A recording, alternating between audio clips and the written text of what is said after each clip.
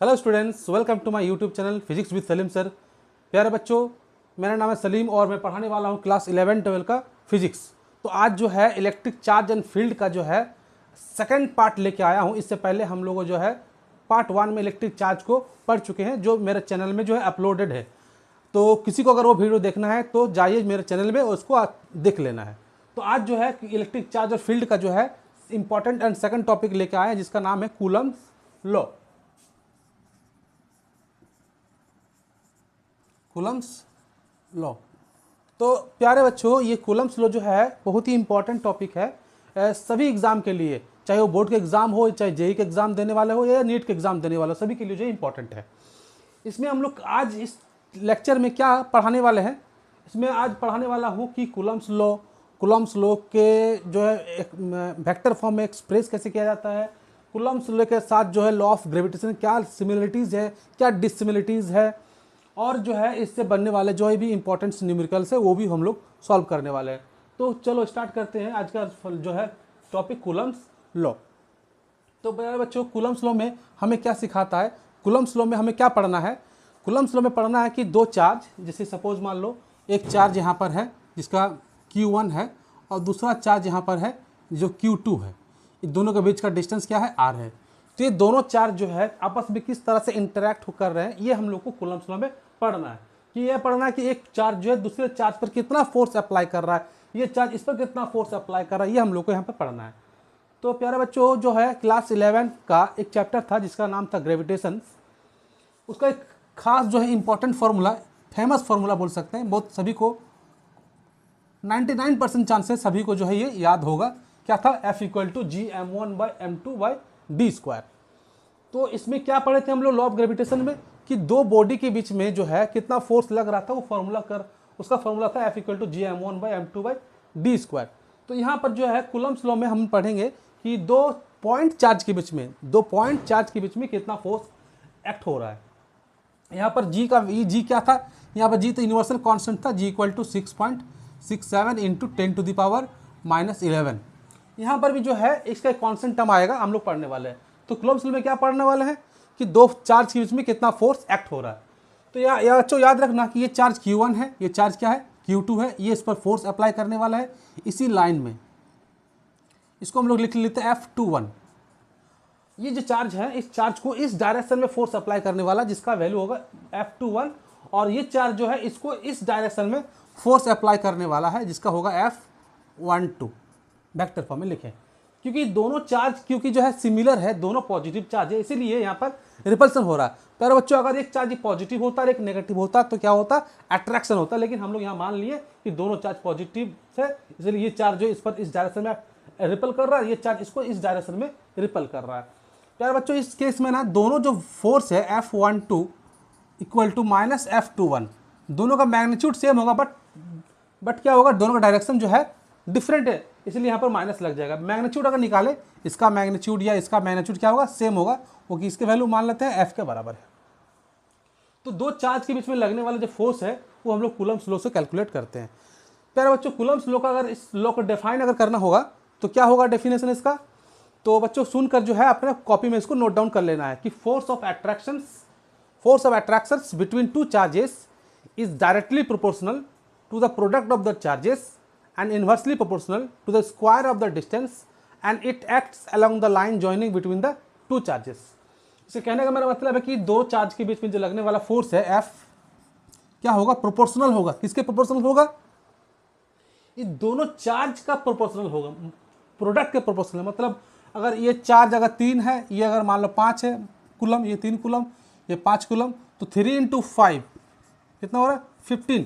जो प्रोडक्ट बन गया ना, इस प्रोडक्ट के प्रोपोर्शनल होगा। ये प्रोडक्ट जितना ज़्यादा होगा उतना फोर्स ज़्यादा होने वाला है। अगर सपोज मान लो यहाँ पर अगर इंडिविजुअल चार्ज पर डिपेंड नहीं कर रहा है, दोनों का प्रोडक्ट पर डिपेंड कर रहा है। अगर प्रोडक्ट ज़्यादा होगा तो फोर्स ज़्यादा होगा, प्रोडक्ट कम होगा तो फोर्स कम होगा।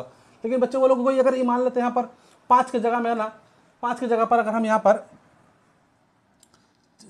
8 कर देते हैं, ठीक है, और यहाँ पर 3 की जगह पर अगर हम 1 कूलम कर देते हैं, तो कितना हो रहा है इस पर 8 × 1, तो कितना हो रहा है 8। तो पहले केस में प्रोडक्ट 15 था, इस केस में प्रोडक्ट कितना है 8। तो इस केस में जो है फोर्स कम लगने वाला है, इंडिविजुअल चार्ज पर डिपेंड नहीं करता। इस केस पहले इसका चार्ज 8 कूलम था, तो फोर्स पहले इसका 5 कूलम था तो फोर्स ज़्यादा लग रहा था, अब इसको 8 कूलम कर दिए कि तो फोर्स तब क्या लग रहा है, कम लग रहा है। इसका कहने का मतलब है कि जब दो चार्ज की फोर्स कैलकुलेट किया जाएगा ना तो इंडिविजुअल चार्ज पर डिपेंड नहीं करेगा, दोनों चार्ज का जो प्रोडक्ट आएगा उस पर डिपेंड करता है। तो एफ प्रोपोर्शनल क्या होगा यहाँ पर, Q1 Q2। सेकंड जो है हम लोग डेफिनेशन में पढ़े क्या कि फोर्स जो है inversely proportional to the square of the distance. Force क्या होगा, डिस्टेंस के साथ जो है वेरी कर रहा है, इन्वर्सली वेरी कर रहा है स्क्वायर के साथ में। दो चार्ज के बीच का डिस्टेंस जितना ज़्यादा होगा फोर्स उतना कम होगा। इन्वर्सली वेरी का मतलब अगर डिस्टेंस ज़्यादा हुआ तो फोर्स कम होगा, और डिस्टेंस से कम रहेगा तो फोर्स ज़्यादा होगा। ऑब्वियसली बात है, अगर दो चार्ज दूर दूर में रहेगा तो फोर्स कम लगेगा, और क्लोज क्लोज रहेगा तो क्या होगा, फोर्स ज़्यादा लगने वाला है। जितना डिस्टेंस ज़्यादा होगा फोर्स उतना कम हो जाएगा, जितना डिस्टेंस कम रहेगा उतना फोर्स ज़्यादा होगा। तो ये दोनों जो है F equal to Q1 Q2 और F प्रोपोर्शनल 1/r², अगर दोनों कंबाइन कर देंगे तो ये बन जाएगा F प्रोपोर्शनल Q1 Q2/r²। ये प्रोपोर्शनल टर्म को अगर रिमूव करते हैं, इसके जगह में कांस्टेंट वैल्यू लेते हैं तो ये बन जाएगा F equal to K Q1 Q2/r²। ये हो गया है कूलम्स लॉ का मेन जो है मैथमेटिकल एक्सप्रेशंस। ये फॉर्मूला हमें यूज़ करना है दो चार्ज के बीच में जब भी फोर्स निकालना होगा, तो ये फॉर्मूला हम लोग को यूज़ करना है, जिसमें F equal to K Q1 Q2/r²।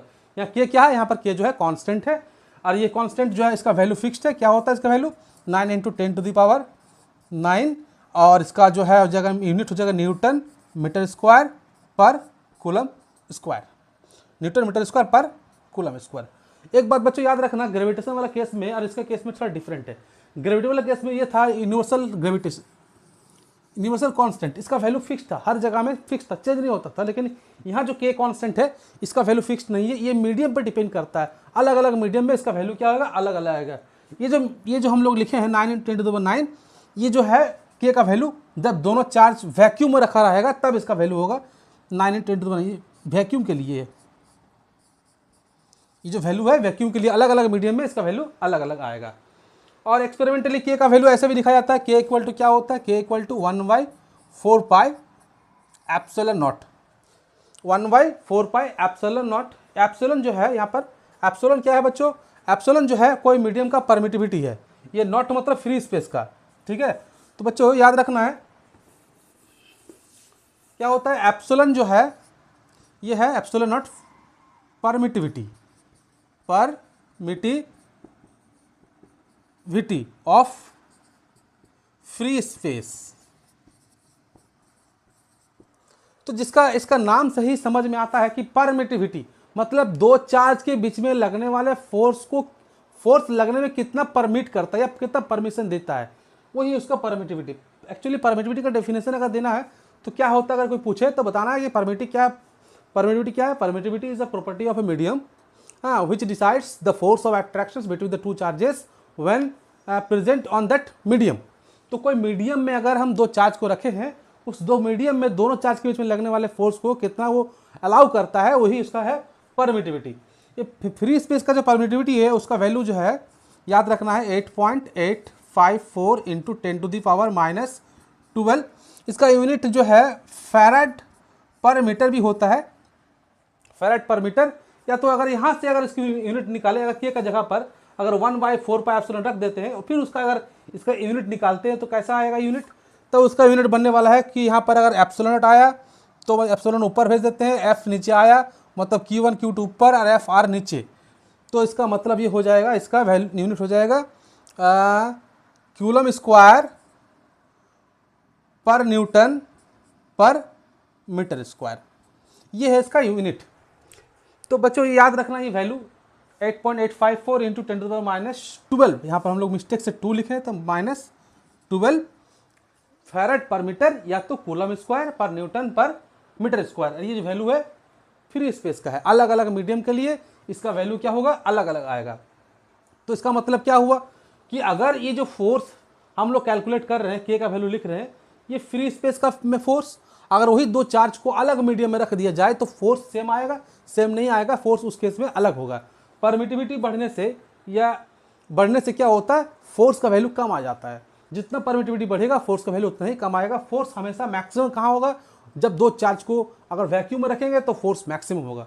चलो बच्चों, हम लोग जो है ना इस कूलम्स लॉ का जो है और परमिटिविटी मतलब फ्री स्पेस में फोर्स और जो है कोई मीडियम में फोर्स में दोनों का जो कंपैरिजन कर लेते हैं और दोनों का रेशियो निकाल लेते हैं। सपोज मान लो ये दो चार्ज जो है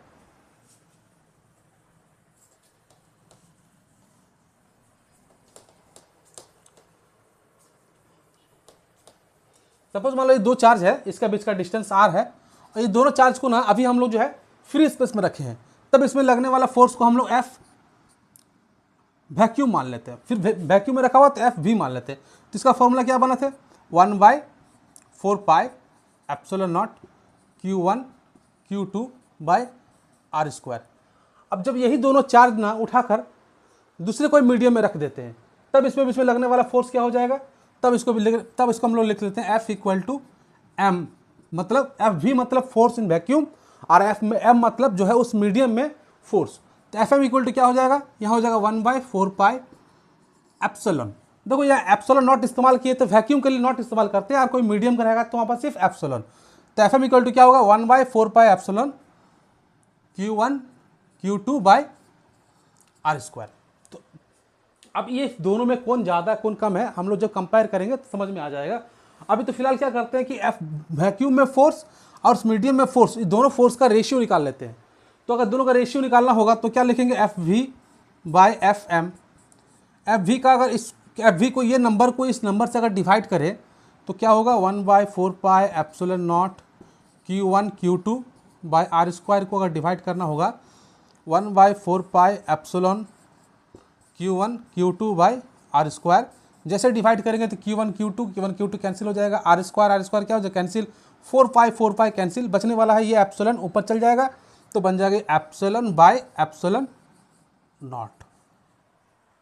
ये फोर्स इन वैक्यूम और फोर्स इन मीडियम का रेशियो किसके बराबर होगा, एप्सिलॉन बाय एप्सिलॉन नॉट के बराबर होगा। मतलब कोई मीडियम का परमिटिविटी और वैक्यूम का परमिटिविटी का रेशियो जो है दोनों फोर्स के रेशियो के बराबर होगा, और इसी रेशियो को हम लोग बोलते हैं एप्सिलॉन आर, मतलब रिलेटिव परमिटिविटी।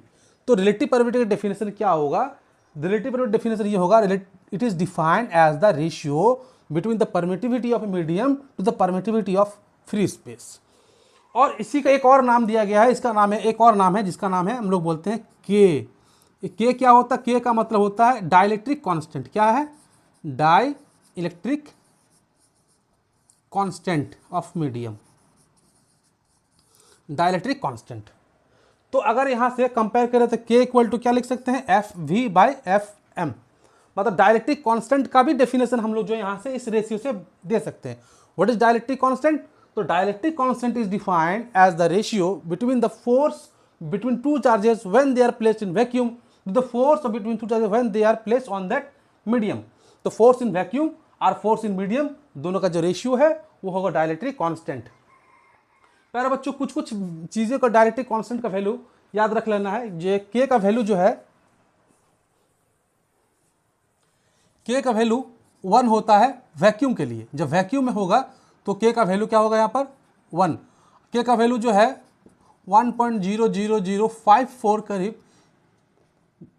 54 ये होगा मेनली एयर के लिए, और के का वैल्यू जो है 80 होगा ये वाटर के लिए। तो प्यारे बच्चों देखो के का वैल्यू जो है अलग अलग मीडियम के लिए अलग अलग है। वैक्यूम के लिए इसका वैल्यू 1 है, एयर के लिए कितना है 1.0054, वाटर में कितना इसका वैल्यू 80 होता है। ठीक है, तो प्यारे बच्चों के जो है dielectric constant, dielectric constant, relative permittivity, same physical quantity का जो है रेशियो है, इसलिए इसका कोई यूनिट नहीं होता है, डायमेंशन नहीं होता है इसका। ठीक है, अभी अगर थोड़ा सा एग्जाम्पल दे, के का वैल्यू 1 और के का वैल्यू 80 से हम लोग क्या डिफरेंट, क्या थोड़ा सा सिमिलरिटी मतलब समझ में आ रहा है। देखो बच्चों, अगर दो चार्ज को अगर हम कोई मीडियम में रखते हैं, वाटर में रखते हैं, उसमें अगर 1 न्यूटन फोर्स लग रहा है तो याद रखो बच्चों वैक्यूम में उसका 80 टाइम्स लगने वाला है, मतलब 80 न्यूटन्स। ऐसे एग्जांपल समझो, एक छोटा सा एग्जांपल देके समझाते हैं मैटर को। जैसे सपोज मान लो दोनों चार्ज अभी जो है कहाँ पर रखा हुआ है, वैक्यूम में रखा हुआ है, तो इसमें फोर्स कितना आ रहा था, फोर्स सपोज मान लो कितना आ रहा है इसका 72 × 10⁸ न्यूटन, सपोज मान लो ये आ रहा है। ये कहाँ पर आ रही है? वैक्यूम में। लेकिन यही दोनों चार्ज को अगर वाटर के अंदर रखा जाए और देखते हैं इसका जो वैल्यू कितना आ रहा है, तब पता करते हैं कि वाटर के अंदर जिसका वैल्यू क्या आएगा। तो वाटर के अंदर वैल्यू अगर निकालना है तो अभी हम लोग जो फॉर्मूला यूज़ किए थे F V by F M equal to क्या था के, तो एफ एम इक्वल टू क्या लिखेंगे यहाँ पर? एफ एम इक्वल टू हो जाएगा एफ वी बाई के। तो यहाँ पर के का वैल्यू वाटर कितना वैल्यू है? 80 है, तो यहाँ पर के का 80 पुट करना है। और एफ भी दिया हुआ है, मतलब वैक्यूम में कितना फोर्स लग रहा है? वैक्यूम में लग रहा है 72 इंटू 10⁸, और के का वैल्यू कितना दिया हुआ है? 80। ठीक है, अब यहाँ से इसको सॉल्व कर लेते हैं। इसमें 8 जीरो से 1 जीरो काट देते हैं, तो यहाँ बचा कितना? 7 बचा। और 8 से 9 काट दो, 72 काट दिए तो 9 आ गया। तो क्या हो गया आंसर? 9 इंटू 10⁻7। देखो जैसे वाटर में फोर्स निकाले ना, फोर्स कितना आ गया? 9 इंटू 10⁻7। और वैक्यूम में क्या था? 72 इंटू 10⁸, मतलब 80 टाइम्स वाटर के अंदर जो है फोर्स है, दोनों चार्ज के बीच का जो फोर्स है वो 80 टाइम्स जो है कम हो जा रहा है, और वैक्यूम में 80 टाइम्स जो है ज़्यादा हो रहा है। तो बच्चों ये कूलम्ब्स लॉ था। कूलम्ब्स लॉ का सारे जो है मेन जो समरी बना देते हैं। मेन फॉर्मूला हम लोग जो याद रखना अभी तक क्या क्या पढ़े कूलम्ब्स लॉ में। ये कूलम्ब्स लॉ में ये 3 जो फॉर्मूला हम लिख रहे हैं इसको जो है अच्छी तरह से नोट करके मेमोराइज कर लो। जैसे F इक्वल टू के Q1 Q2 by R square. फिर जो है के का जगह पे हम पुट कर सकते हैं 1/4 pi epsilon naught Q1 Q2 by R square. और अभी जो हम लोग लिखे रिलेटिव परमिटिविटी या तो डायरेक्ट्रिक कांस्टेंट के equal to epsilon by epsilon naught, या तो F V by F M. ये 3 चीज़ जो है अच्छी तरह से इसको नोट करके मेमोराइज करना है कि यही सब सारा मैथमेटिकल न्यूमेरिकल प्रॉब्लम में जो है यही एक्सप्रेशन काम आने वाला है। ठीक है, अब बच्चों अब जो है कूलम्ब्स लॉ समझ में आ गया। कूलम्ब्स लॉ में अगर समझने में कोई डाउट्स या प्रॉब्लम हो तो कमेंट बॉक्स खुला हुआ है, वहाँ पर जाके डायरेक्टली हमको जो है मैसेज करना है कि कहाँ पर प्रॉब्लम हुआ। वो आगे वीडियो में जो उस प्रॉब्लम को जो है सॉल्व करने की कोशिश करेंगे। और अगर वीडियो को अच्छा लग रहा है तो समझ में आ रहा है तो क्या करना है, इसको थोड़ा लाइक करना है, चैनल को सब्सक्राइब करना है, और अपने फ्रेंड के साथ जिसको जितना ज़्यादा हो सकता है शेयर करें ताकि चैनल का थोड़ा ग्रोथ हो जाए। आगे जो है हम लोग पढ़ेंगे कि कूलम्ब्स लॉ को जो है वेक्टर फॉर्म में कैसे एक्सप्रेस किया जाता है, क्योंकि प्यारे बच्चों सभी को पता है कि फोर्स क्या है, फोर्स है क्या है, वेक्टर क्वांटिटी है। ये जो हम फॉर्मूला लिख रहे हैं सारा स्केलर वैल्यू है, इसका स्केलर वैल्यू है, लेकिन फोर्स सिर्फ वेक्टर क्वांटिटी, इसका डायरेक्शन भी होता है। इसीलिए जो है फोर्स का जो है वेक्टर फॉर्म भी हम लोग को जानना जरूरी है, क्योंकि आगे जाके जो वेक्टर का जब फोर्स का ही जब सुपरपोजिशन प्रिंसिपल पढ़ेंगे वहाँ पर डायरेक्शन जो है बहुत काम आएगा। अभी तो यहाँ सिर्फ 2 चार्ज था, तो जो फोर्स सिंगल लाइन में लग रहा था, तो यहाँ पर स्केलर फार्मूला से काम हो जा रहा था। वेक्टर फार्मूला भी हम लोग को जानना जरूरी है। तो ये जो है एग्जाम पॉइंट ऑफ व्यू से भी इंपॉर्टेंट है। एग्जाम में क्वेश्चन आता है कि express Coulomb's law in the vector form.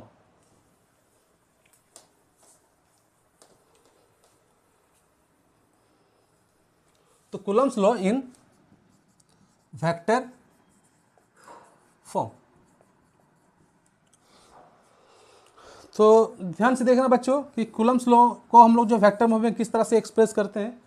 जैसे सपोज मान लो यहाँ पर एक चार्ज है Q1 पॉइंट ए पर, जिसका जो है ओरिजिन से इसका पोजीशन हम लोग मान लेते हैं R1 वेक्टर। दूसरा चार्ज यहाँ पर है Q2, इसका पोजीशन जो है ओरिजिन से R2 वेक्टर है। ये इसका ए पॉइंट और ये बी पॉइंट, ए बी हुआ इसका डिस्प्लेसमेंट। डिस्प्लेसमेंट इक्वल टू क्या होता है? Final position minus initial position. तो ए बी इक्वल टू क्या लिख सकते हैं? ए बी इक्वल टू हो जाएगा R2 vector minus R1 vector. इसको हम लोग जो है R वेक्टर से एक्सप्रेस कर सकते हैं। R2 माइनस R1 को हम लोग मान ली R वेक्टर, तो ये हो गया R वेक्टर। इसका मैग्नीट्यूड क्या होगा? मैग्नीट्यूड होगा R2 vector minus R1 vector का मैग्नीट्यूड हम लोग मान लेते हैं R वेक्टर, R है। तो बच्चों इसमें ए और बी, ए पोजीशन पे Q1 चार्ज रखा हुआ है, बी पोजीशन पे Q2 चार्ज रखा हुआ है। दोनों चार्ज का जो है नेचर सेम है, तो दोनों क्या रिपल्सिव फोर्स अप्लाई कर रहे हैं। ए जो है Q1 जो है Q2 पर फोर्स अप्लाई करने वाला इसी डायरेक्शन में, जिसको हम लोग लिख लेते हैं F21 force on 2 due to charge 1, और ये Q1 पर फोर्स इधर लगने वाला है, इसको लिख लेते हैं F12 force on charge 1 due to charge 2। दोनों फोर्स का डायरेक्शन डिफरेंट होगा बट मैग्नीट्यूड क्या होगा, सेम होगा। अब यहाँ का इस देखो वेक्टर के लिए ना दो चीज मायने रखता है, एक उसका मैग्नीट्यूड और उसका डायरेक्शन। तो इस फोर्स का डायरेक्शन जो है ए से बी की तरफ जो डायरेक्शन है उसका यूनिट वेक्टर को हम लोग लिख लेते हैं R12 कैप। कैप यूज करते हैं यूनिट वेक्टर के लिए। और इस डायरेक्शन जो फोर्स लग रहा है उसका यूनिट वेक्टर हम लोग मान लेते हैं R21 कैप। तो A टू B डायरेक्शन में जो फोर्स लग रहा है उसका यूनिट वेक्टर R12 और B टू A डायरेक्शन जो फोर्स लग रहा है उसका यूनिट वेक्टर मान लो R21। ठीक है। और बच्चों याद रखो कि यूनिट वेक्टर कैसे लिखते हैं, हम लोग पढ़े ए कैप इक्वल टू क्या पढ़े थे, A cap equal to A vector by magnitude of A vector. ये यूनिट वेक्टर निकालने का फॉर्मूला है।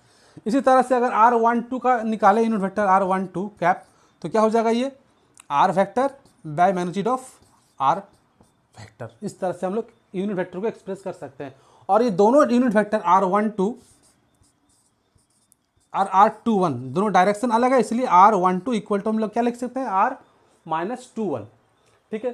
फिर बच्चों अब ये F12 और F21 दोनों अलग अलग हम लोग जो है कैलकुलेट करते हैं, वो भी कूलम्स लॉ का अप्लाई करके। तो F12 इक्वल टू क्या लिखेंगे, F12 इक्वल टू हो जाएगा 1/K Q1 Q2 बाय, यहाँ पर डिस्टेंस कौन सा लेंगे हम लोग Q1, इस पर अप्लाई कर रहे हैं, मतलब जो होगा डिस्प्लेसमेंट AB है तो यहाँ पर R लिख सकते हैं R का magnitude R square.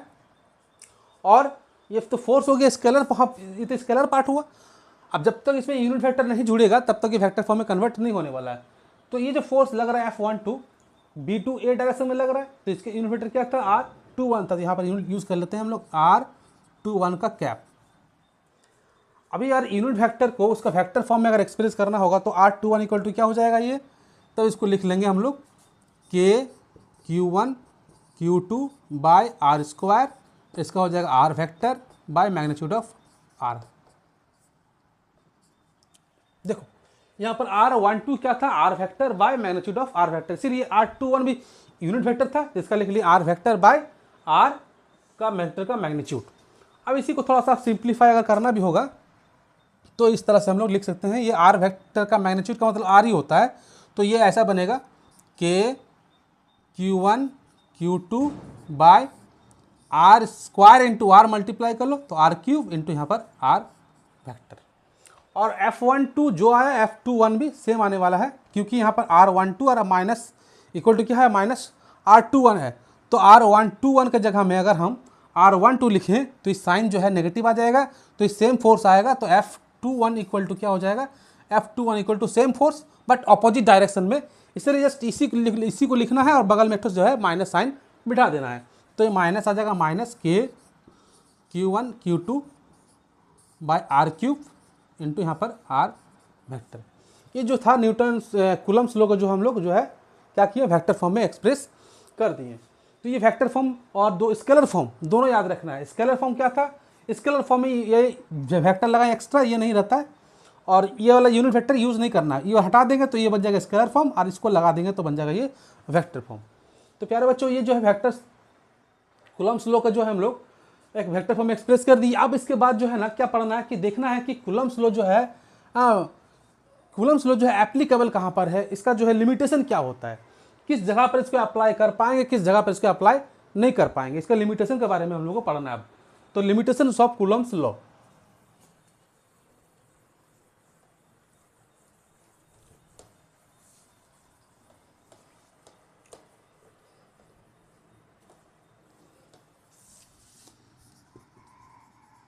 Limitation of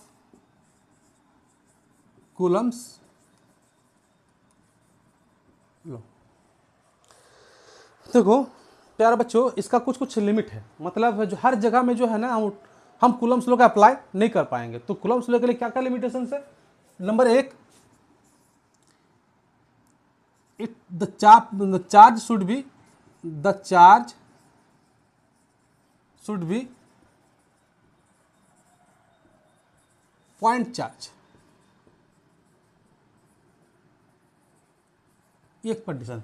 दोनों चार्ज जो होना चाहिए पॉइंट साइज का चार्ज होना चाहिए। पॉइंट साइज का चार्ज का मतलब क्या होता है कि दो चार्ज के बीच में दूर से कोई चार्ज को देखा जाए तो पॉइंट साइज का लगना चाहिए।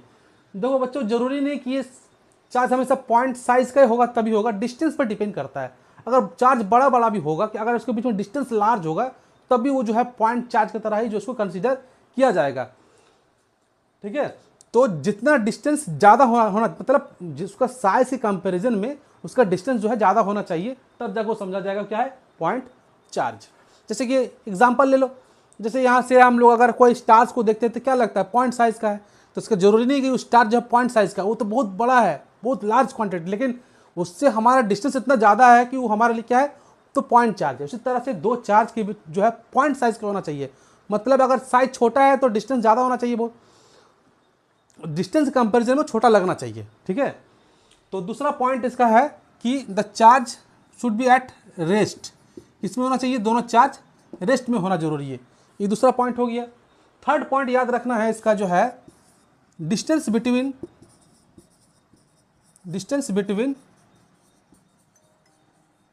टू चार्जेस कितना होना चाहिए 10⁻⁻15 मीटर, एटलीस्ट 10⁻⁻15 होना चाहिए, इससे ज़्यादा होना चाहिए।